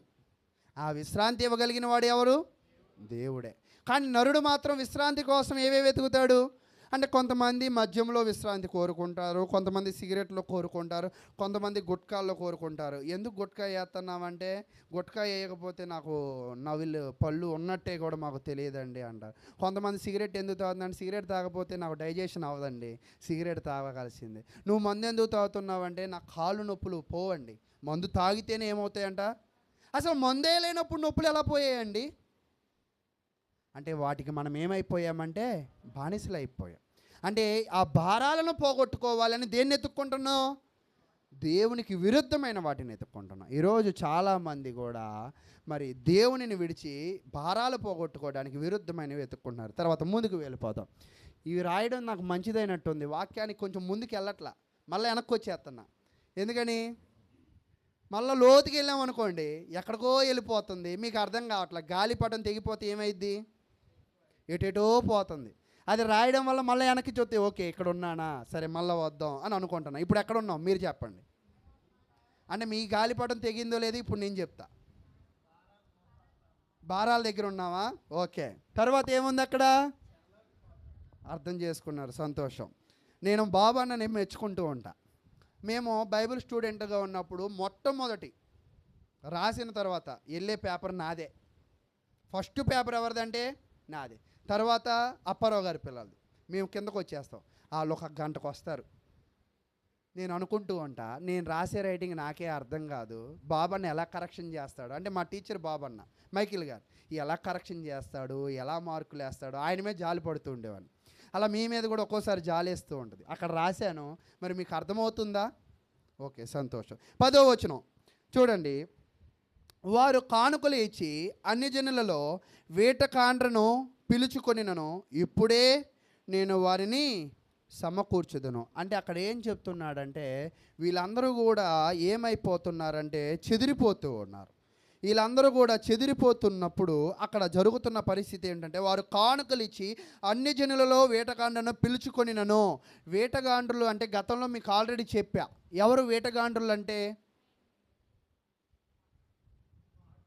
అందుకే రాసుకోవాలి. రాసుకుంటే ఇంటికెళ్ళి మళ్ళా చదివితే మళ్ళీ ఏమొచ్చిందంట, గుర్తొచ్చింది. వేటకాండ్రులు అంటే వేశ్యలు, వాళ్ళు ప్రేమించే వేశ్యలు.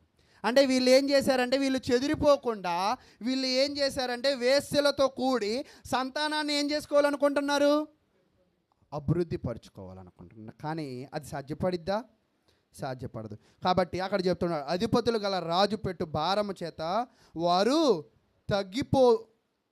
తగ్గిపోదురు. అంటే వీళ్ళు ఎంత ప్రబలాలనుకుంటున్నారో వీళ్ళు చేసిన పాపాలకి ఏమవుతున్నారంట. అందుకే లోకంలో ఒక మాట ఉంటుంది, తన్ను తాను హెచ్చించుకున్నవాడు ఏమవుతాడంట, తన్ను తాను తగ్గించుకున్నవాడు. వీళ్ళు హెచ్చింపబడాలనుకున్నారు, ఏమయ్యారు, తగ్గింపబడ్డారు. కాబట్టి వీళ్ళు విత్తారు నేను హెచ్చులుగా పోవాలని, కాబట్టి ఏమయ్యారు.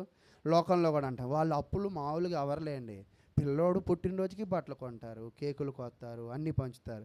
ఇలాంటి చేష్టలు చేస్తే ఏమవుతారు, అప్పులు అవరా అని అంటూ ఉంటారు. అంటే వాళ్ళు పాపం వాళ్ళకున్న పరిస్థితిని బట్టి పిల్లలను సంతోషపెట్టాలనుకుంటారు. ఇప్పుడు చాలామంది పిల్లల ప్రవర్తనను బట్టి మనం అంటూ ఉంటాం, కానీ పిల్లలను తల్లిదండ్రులు ఏం చేయాలంటారంటే గొప్ప స్థితిలో వాళ్ళని పెట్టాలనుకుంటారు. గొప్ప స్థితిలో పెట్టాలంటే గొప్ప పరిస్థితుల్లో వాళ్ళని ఏం చేయాలి, పెంచాలి. అంతేనా? కానీ ఇక్కడ వీళ్ళు స్వభావం ఎలా ఉందంటే, వీళ్ళు గొప్పోళ్ళు అవ్వాలనుకుంటున్నారు, కానీ దేవునిని కలిగి కాదు, వేశ్యలను కలిగి. అయితే దానివల్ల వీళ్ళు ఏమవుతున్నారంటే చెదరిపోతున్నారు అని చెప్తున్నారు. తర్వాత ఇంకా నేను ముగించేస్తాను. తర్వాత విషయం చెప్పండి, మీరే చెప్పండి. బోర్డు మీద రాసింది నగరం ఏమవుతుందంటే కాల్చబడుతుందంట. అంటే మీరందరూ కూడా దేవుని వాక్యం వినలా, అన్యాయమైన అధికారులు ఉన్నారు, మీ దగ్గర విగ్రహాలు ఉన్నాయి. దానివల్ల మీరేమయ్యారంటే సహాయాలకి అశూరుల దగ్గరికి వెళ్ళారు.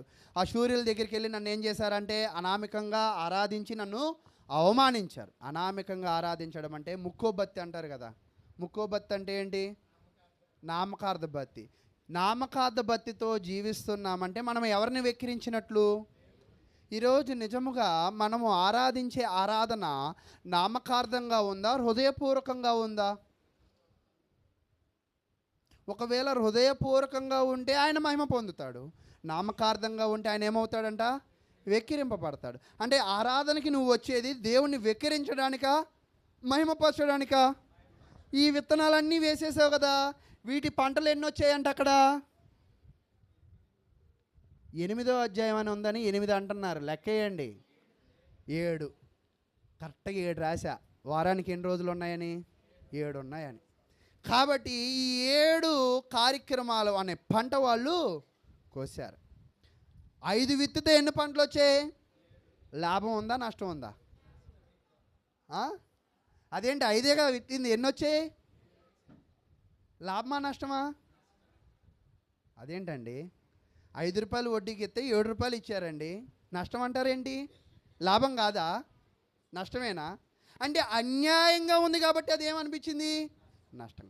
ఈరోజు మన విశ్వాసము కూడా అన్యాయంగా ఉంటే మనం కూడా ఏమవుతామంటే 14వ వచనాన్ని చదువుకుని ఈ వాక్యాన్ని నేను ముగిస్తాను. 14వ వచనం 13 నుంచి చదువుకుందాం.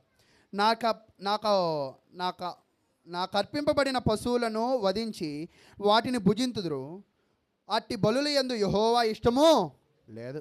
మీ పొట్టలు నింపుకోవడానికి నామకార్థంగా నన్ను వచ్చి ఆరాధిస్తున్నారే, ఇటువంటి బత్తి నాకు అవసరమే లేదు. నీతితో కూడింది కొంచెమైనా చాలు. భక్తి కలిగిన వాళ్ళు 5 వచ్చినా చాలు, కుర్చీలన్నీ నిండక్కర్లా, సంఖ్యలో అనేకులు అవ్వక్కర్లా. ఓకేనా? అయితే ఇప్పుడు ఆ 5 మన సంఘంలో ఎంతమంది ఉన్నారు?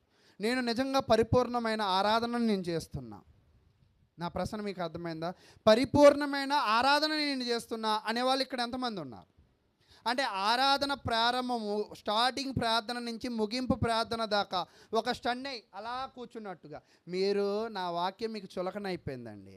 నిన్న 70 మందికి 100 మందికి చెప్తే నన్ను చూస్తూనే ఉన్నారు వాళ్ళు, అసలు ఎటు కదల్లా తెలుసా? ఎందుకని? మంచి బట్టలు వేసుకెళ్ళానన్నా? అంటే ఎప్పుడు కూడా అంటే చెప్పే వాళ్ళని బట్టో చేసేదానిని బట్టో కాదు, కానీ దేవునిని బట్టి మనం ఏం చేయాలంటే కూర్చున్న స్థానము నుంచి అయ్యేదాకా, అంటే అనారోగ్య పరిస్థితుల్లో కదలడం వేరే, ఒకవేళ ఇబ్బందికరమైన 1, 2 దాహాలు వస్తాయి కదా, కదలడం వేరే. ఇంకా ఎలాంటి పరిస్థితుల్లో మనం ఏం చేయకూడదంట, ప్రిపేర్డ్గా రావాలి. కూర్చున్నామంటే ఫెవికాల్ బంధం ఉండాలి ఆ కుర్చీకి మనకి. అంటే ఆ కుర్చీ నుంచి మనం ఏం అవ్వకూడదంట, వేరు కాకూడదు. అయితే అక్కడ ఏం జరిగిందంటే, మరి అక్కడ చూడండి 14వ వచనం, వాళ్ళు భుజిస్తున్నారు. వాళ్ళు వాళ్ళ ఇష్టమైన ఆహారాలు తీసుకొచ్చి భుజిస్తున్నారు, కానీ దేవునిని ఇష్టంగా ఏం చేయడం లేదంట, ఆరాధించడం లేదు. తర్వాత చెప్తున్నాడు, త్వరలో ఆయన వారి దోషమును జ్ఞాపకము తెచ్చుకొని వారి పాపములను బట్టి వారిని శిక్షించును. అంటే ఇక్కడ శిక్ష వెంటనే పడిందా, లేటుగా పడిందా? త్వరలో అంటే వెంటనేనా? వస్తుంది, కమ్మింగ్ సూన్ అనుకోవచ్చా? అసలు ఇక్కడ ఈ అధ్యాయంలో ఏం చెప్పబడుతుంది అంటే, మీరు అందరూ పాపాలు చేశారు కాబట్టి అన్ని రాజులు వచ్చి మిమ్మల్ని చంపి మీ కుటుంబాలను నాశనం చేసి మీ జీవితాలను నాశనం చేసి చెరలోకి పట్టుకుపోతారు. వాళ్ళు ఎవరో తెలుసా? ఐగుప్తీయులు. ఎవరంట? ఐగుప్తీయులు. అసలు ఈ ఐగుప్తీయులకి వీళ్ళకి ఏదో పెద్ద బంధం ఉందండి.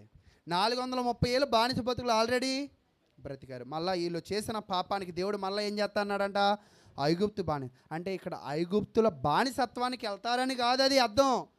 అలాంటి శాశ్వత కాలమైన బానిసత్వాన్ని దేవుడు వాళ్ళకి ఇస్తానని. అంటే దేవుని వాక్యమును వినేటప్పుడు మనం శ్రద్ధగా వినకపోతే ఒక్కసారి లింక్ ఊడిపోయిందంటే మరలా ఆ లింక్ను మనం ఏం చేయలేమంట, కనెక్ట్ చేసుకోలేం. కాబట్టి ప్రియులారా, మీరందరూ వాక్యమును చాలా శ్రద్ధగా వినాలి. వినకపోతే మీరు ఎవరిని అవమానించినట్టంట, దేవునిని అవమానించినట్టు. ఆ అవమానానికి శిక్ష ఎప్పుడు వేస్తాడంట దేవుడు? త్వరలో వేస్తాడంటారా? ఓకే, మంచిది. తర్వాత 14 అక్కడ చెప్తున్నాడు, వారు మరలా ఐగుప్తునకు వెళ్ళవలసి వచ్చాను అని చెప్తున్నాడు. తర్వాత 14, ఇశ్రాయేలు వారు తమకే నగరాలు కట్టుకొని తమ సృష్టికర్తను, అంటే చాలామంది ఇందాక కాకిలాగా బయటికి వెళ్ళిన తర్వాత అన్నీ బాగున్నాయి, భుజిద్దాము, అక్కడ ఆనందిద్దాము అనుకున్నారు. ఈరోజు నిజముగా ప్రతి మనిషికి దేవుడు ఎందుకు ఇచ్చాడంటే, మీ ఇల్లులు కట్టుకోవడానికో, మీ సంసారాలో, మీ పిల్లలో, మీ కొడుకులో, మీ మనవల్లో చూడడానికి కాదు మీ జీవితాలు దేవుడు ఇచ్చింది. కానీ మనం చేసే పని అంతా ఎంత? నిజంగా ఎవరైనా వచ్చి స్థానిక సంఘం అభివృద్ధి పడట్లా, నేను ఏదైనా చేస్తా, నా శక్తి వంచన లేకుండా స్థానిక సంఘ అభివృద్ధి కోసం ప్రార్థన చేయండి అనేవాళ్ళు ఎవరైనా ఉన్నారా ఇక్కడ? నేను అడిగిన ప్రశ్న అర్థమైందా? అడిగేవాళ్ళు కాదు, సహకరిస్తూ అడిగే వాళ్ళ గురించి నేను మాట్లాడుతున్నా. పరిపూర్ణంగా ప్రేమించే వాళ్ళ గురించి అడుగుతున్నా. అప్పుడప్పుడు వచ్చి అటెండెన్స్ వేసుకుని అక్కడ అది ఉంటే బాగుండు, ఇక్కడ ఇది ఉంటే బాగుండు చెప్పే వాళ్ళ గురించి కాదు. నేను చెప్పేవాళ్ళు ఎప్పుడు వస్తారో తెలుసా? అప్పుడప్పుడే వస్తారు. కోరికలు కోరుకునే వాళ్ళు ఎప్పుడు వస్తారో తెలుసా? అప్పుడప్పుడే. దేవుని సంఘంలో మన కోరికలు తీర్చుకోవడానికో మన వెసులుబాటుకో మనము రావడంలా. మనం దేవుని సంఘానికి ఎందుకు వస్తున్నామంటే ఆయన వాక్యమును విని మంచి విత్తనాలు విత్తుకోవడానికి. కాబట్టి ఈ 2 గంటలు ఇలాంటి వాతావరణం ఎలా ఉన్నా కూడా ఆ వాతావరణంలో మీరు ఏం చేసుకోవాలి? సర్దుకోవాలి. ఆ సర్దుకోనే స్వభావాన్ని మీరు అలవాటు చేసుకోవాలి. అంతేనా? ఇప్పుడు మనం ట్రైన్ ఎక్కుతాం, సీట్ లేదు, రిజర్వేషన్ లేదు, నిలబడి వెళ్ళాలి, ప్రయాణం క్యాన్సిల్ చేసుకుంటామా? అదేంటండి మా ఇంట్లో సోఫాలో పడుకుని నేను మరి ఉంటాను, మరి ట్రైన్లో లేకపోతే ఎలాగా అంటే కుదిరిద్దా? కొన్ని పరిస్థితులను మనం ఏం చేసుకోవాలంట, అలవర్చుకోవాలి, తప్పదు. అయితే ఇక్కడ ఈ ప్రజల పరిస్థితి కూడా పరిస్థితులను అలవర్చుకోకుండా వాళ్ళ చూపులు ఎవరి మీద ఉన్నాయంట? అశూరీయులు ఏమైనా సహాయం చేస్తారేమో, ఆపదలో ఆదుకుంటారేమో. పరిపూర్ణంగా దేవుణ్ణి ఆరాధిస్తే, పూర్తి హృదయంతో దేవుణ్ణి ఆరాధిస్తే దేవుడే సహాయం చేసేవాళ్ళు. వీళ్ళు పరిపూర్ణమైన మనసు లేదు కాబట్టి వీళ్ళు సహాయం కోసం ఎవరినో ఒకరిని ఏం చేయాలంట, అర్జించాల్సిన పరిస్థితి వచ్చింది అని చెప్తున్నాడు. తర్వాత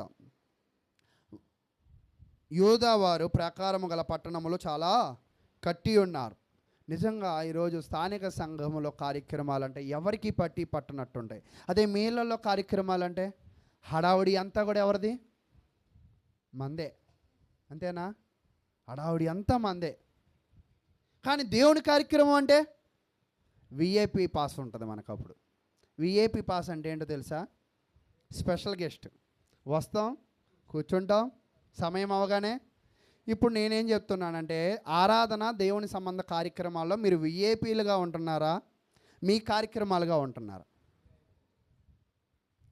అసలు చెప్పరండి. ఫస్ట్ ఇంటర్వ్యూల దాకా ఏమో అన్నీ చెప్తారు బాగా, ఈ మధ్యలో ప్రసంగ కార్యక్రమం ఉంటే ఇది మాకు కొంచెం బాధగా ఉంటుంది. మీరు ఎలా ఉంటున్నారు సంఘంలో? విఐపీలుగా ఉంటున్నారా? మీ కార్యక్రమంగా భావిస్తున్నారా? విఐపీలేనా? వివిఐపీలా? నాకేమో నత్తి వచ్చేస్తుంది మాట్లాడి తర్వాత, అయితే నేను వారి పట్టణములను అగ్ని చేత తగలబెట్టెదను, అది వాటి నగరములను కాల్చివేయను. ఎప్పుడైతే దేవుని మీద మనం దృష్టి పెట్టమో, మనం దేని మీద అయితే దృష్టి పెట్టామో అదేమైపోయిందంట, అది కాలిపోయింది. కాబట్టి నువ్వు దేవుని మీద దృష్టి పెట్టి నిన్ను నీ కుటుంబాలను అభివృద్ధి చేసుకోండి. మీరు మంచి విత్తండి. ఖచ్చితంగా ఏమొచ్చిందంట, మంచి వచ్చింది. ఒకవేళ నువ్వు చెడు విత్తేది ఒకటేనండి, కోసేది ఎంత, చాలా. అంటే మంచి విత్తు చాలా మంచి ఎదురు వచ్చింది, చెడు విత్తు చాలా చెడు వచ్చింది. అంతేనా? ఈరోజు నేను ఎక్కడికి వెళ్ళినా నన్ను ఎవరు గుర్తించరు. మనం అంత పెద్దది కాదుగా, నారాయణ గారు వాళ్ళ అబ్బాయి అంటారు. అంటే ఆయన అంతా ఏం చేశాడు? ఆయన మంచి విత్తాడు కాబట్టి నాకు తలపొగరున్నా బిడుసున్నా నన్ను ఏం చేస్తారు, ఖచ్చితంగా గౌరవిస్తూ ఉంటారు. అయితే దీనిని నేను కొనసాగిస్తూ ఉంటే తర్వాత నా పిల్లల్ని ఏం చేయరు? అంటే మనం ఎప్పుడు కూడా మనల్ని బట్టి మన కుటుంబం ఏమైందంట. మొన్న ఒక ఆయన అంటున్నాడు, నారాయణ గారు అందరిని కలుపుకొని పోతాడండి అన్నాడు. అంటే ఇండైరెక్ట్గా ఏం చెప్పినట్టు, నువ్వు ఎవరిని కలుపుకుపోరా బాబు అని చెప్పాడు. నా బండే ఎక్కి ఆయన పని మీద నేను సహాయం చేస్తుంటే ఆయన కలుపుకుని పోవడానికి తిరిగి ఏం కామెంటరీ ఇచ్చాడు నాకు, ఇది ఇచ్చాడండి. అలా ఉంటుంది పరిస్థితి. అంటే ఇక్కడ నేనేం చెప్తున్నాను అంటే, ప్రియులారా, ఈరోజు మీరు మంచి విత్తండి. ఖచ్చితంగా ఆ పంట ఎవరికి వస్తారంట, మీ పిల్లల దాకా వస్తుంది, తరతరాలు వచ్చింది. మీరు చెడు విత్తండి, అది కూడా ఎక్కడ దాకా వచ్చిందంట. మీకు మొన్న చెప్పా రెస్పా విషయంలో, చెడు విత్తింది ఎవరు? సౌలు గారు విత్తారు. పంట కోసింది ఎవరు? సౌలు యొక్క మనవళ్ళు, సౌలు యొక్క పిల్లలు. ఈరోజు మీరు అనుకోవచ్చు, నేను సేఫ్గానే ఉన్నాను కదా. నువ్వు సేఫే, త్వరలో ఆయన ఏం చేస్తాడంట, శిక్షిస్తాడు. కాబట్టి మరి మైక్ ఉంటే ఎక్కువ చెప్పాలనిపిస్తూ ఉంటుంది. మీరు ఎందుకంటే ఆసక్తిగా నన్ను చూస్తున్నారు కాబట్టి, ఆసక్తిగా చూసిన సమయం గంట అయింది కాబట్టి ముగిస్తూ, ఎంతో ఓపికగా విన్న మీ అందరికీ వందనాలు తెలియజేస్తూ, మీరు